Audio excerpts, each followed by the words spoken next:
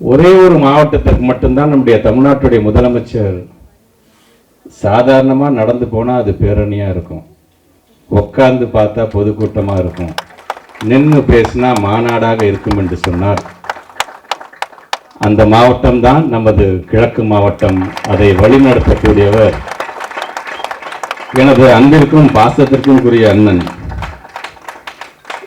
இப்போ கூட ஒரு புகைப்பட கண்காட்சியை முடித்துவிட்டு, அது வெறும் புகைப்பட கண்காட்சி மட்டுமல்ல, அங்கே ஒரு 7 நிமிஷத்துக்கு ஒரு முத்தமிழர் கலைஞருடைய சாதனைகளை அவரை பற்றி விரிவாக சொல்லக்கூடிய ஒரு சின்ன ஒரு திரைப்படம்.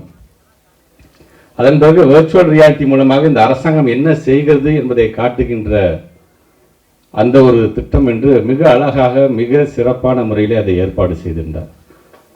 முடிச்சுட்டு போகும்போது அந்த குறிப்பில் நீ ஏதாச்சும் எழுதிட்டு தான் போகணும் அப்படின்னு சொல்லும்போது, அந்த குறிப்பில் நான் எழுதுனேன், அந்த குறிப்பு நோட்டில் நான் எழுதினேன், பொழுது போகவில்லையே என்பதற்காக திரைப்படம் காட்டுவது PVR சினிமாஸ், பொழுது போதவில்லையே என்று மக்கள் பணியாற்ற எங்களுடைய கலைஞரை பற்றி காட்டுகிறது PKS சினிமாஸ் என்று நான் எழுதினேன்.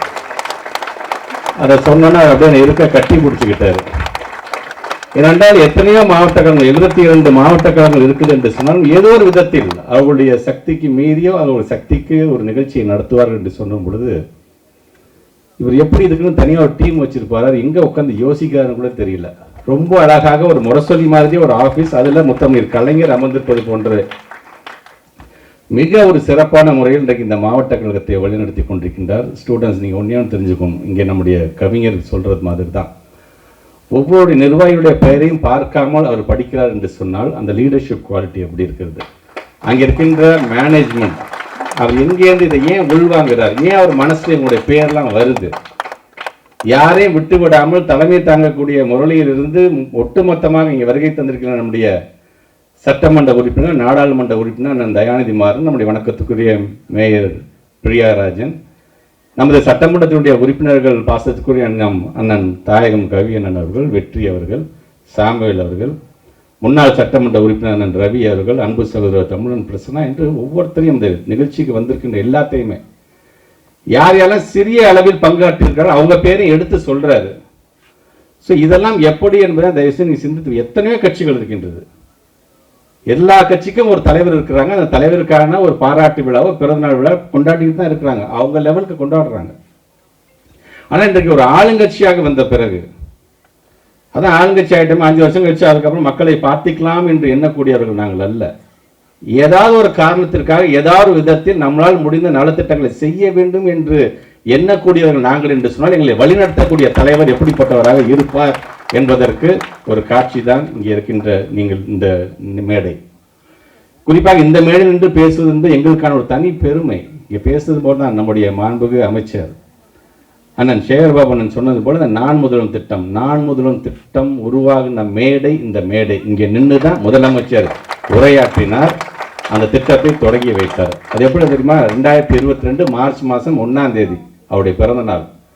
ஒட்டுமொத்தமாக தமிழ்நாடு முழுவதும் இயக்கத்தோட வாழ்த்து சொல்றதுக்கு அறிவாளத்தில் நின்று இருந்தாங்க. வீட்டிலேருந்து காரு கிளம்பி எங்கே நேராக வந்துச்சுன்னா இங்கே தான் வந்துச்சு. அமர்ந்திருந்த மாணவர்களுக்கு முன்பு சொன்னார், என்னுடைய கனவு திட்டம் நான் முதல்வன் திட்டம் என்று சொல்லி இந்த 2 வருஷத்துல ஏறத்தாழ இளைய சமுதாயம் பயன்பெற்றது மட்டும் 28 லட்சம் மாணவர்கள் இதில் பயன்பெற்றிருக்கிறாங்க. ஒரு வாரத்துக்கு முன்னாடி அதிலிருந்து தேர்ந்தெடுக்கப்பட்ட 25 மாணவர்கள் இன்றைக்கு லண்டனுக்கு சென்றிருக்கிறார்கள். இப்படி இதை பார்த்து ஒவ்வொன்றும், கல்வி என்று சொன்னாலும் சரி, அறநிலையத்துறை என்று சொன்னாலும் சரி, மருத்துவம் என்று சொன்னாலும் சரி, இதெல்லாம் பார்த்து செய்ய பார்த்தீங்கன்னா ஒரு முதலமைச்சர், அதுதான் அவர் எழுதுவது தான் திராவிடர் வேதம். அதுதான் இங்கே அழகாக சொல்லியிருக்கிறாங்க. இங்கே அனைவரும் சொன்னது போலதான் இன்னைக்கு புதுச்சேரியும் சேர்த்து 40க்கு 40 நாம் வெற்றி பெற்றிருக்கோம் என்று சொன்னால் சுழன்று இந்த பிரச்சாரத்தில் ஈடுபட்டவர் நம்முடைய மாண்புமிகு அமைச்சர் உயர் திரு உதயநிதி ஸ்டாலின் அவர்கள். அவருடைய கீதம் தான் உதய கீதம் 40க்கு 40 இன்னைக்கு ஒழித்துக் கொண்டிருக்கின்றது. அதை ரொம்ப அழகாக இங்கே சொல்லியிருக்கிறார். இப்படி வருகை தந்திருக்கின்ற ஸ்டூடெண்ட்ஸ், ஏன் கலைஞரை பற்றி இன்னும் நாங்கள் பேசினீங்க இல்லை, அவர் கலைஞர் இல்லை. நான் சேகர்பாபு அண்ணன் பெருமையாக பேசினா, அண்ணன் தயாநிதி மாறன் நான் பெருமையாக பேசினா எனக்கு ஏதாச்சும் ஒரு ஆதாயம் கிடைக்கலாம், கிடைக்காமங்களும் போகலாம். இருக்கிறவங்க பற்றி பேசினா அப்படிதான் நிலைமை, அப்படிதான் பார்ப்பாங்க மக்கள். கலைஞர் இன்னைக்கு நம்மளிடம் இல்லை.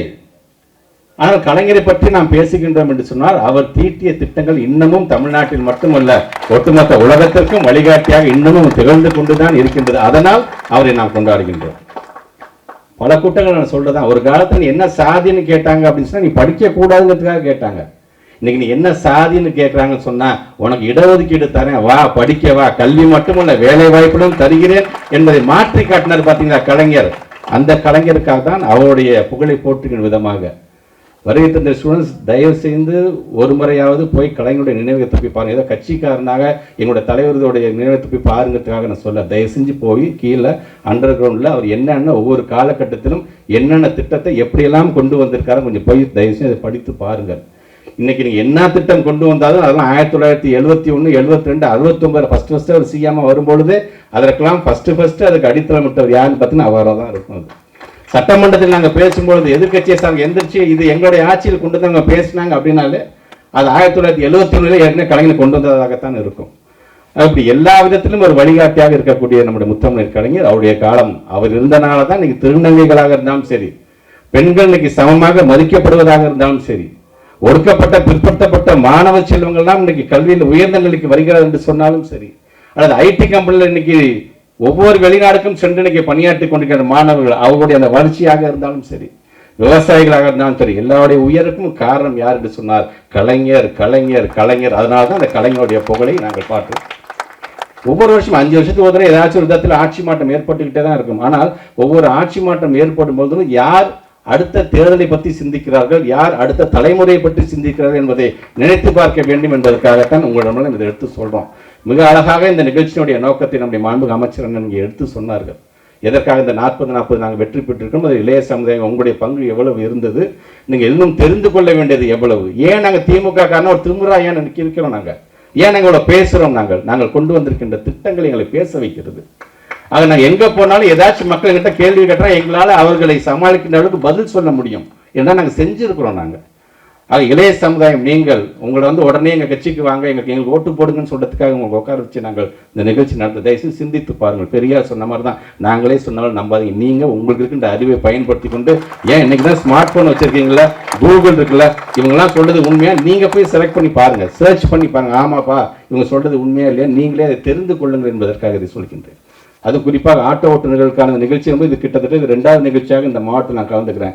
மிகவும் பெருமை. நான் வெற்றி பெறுவதற்கு ஒரு முக்கிய காரணமாக இருந்தது இந்த ஆட்டோ ஓட்டுநர்கள் என்பதை என்றைக்குமே என்னால் மறக்க முடியாது. அப்படிப்பட்டவர்கள் இன்னைக்கு தான் கூகுள் மேப்ஸ்லாம், ஒரு காலத்தில் கூகுள் மேப்பே அவங்க தான், தெரியாத அட்ரஸை கொடுத்தா கூட அவங்க நேராக கொண்டு போய் நம்மளை விட்டுருவாங்க. ஆக அந்த அளவுக்கு இன்றைக்கு எல்லா தரப்பு மக்களையும் இன்னைக்கு அரவணைக்கக்கூடிய ஒரு இயக்கமாக ஒரு மாவட்டமாக அண்ணன் சேகர்பாபு செயல்படுகிறார் என்று சொன்னார்.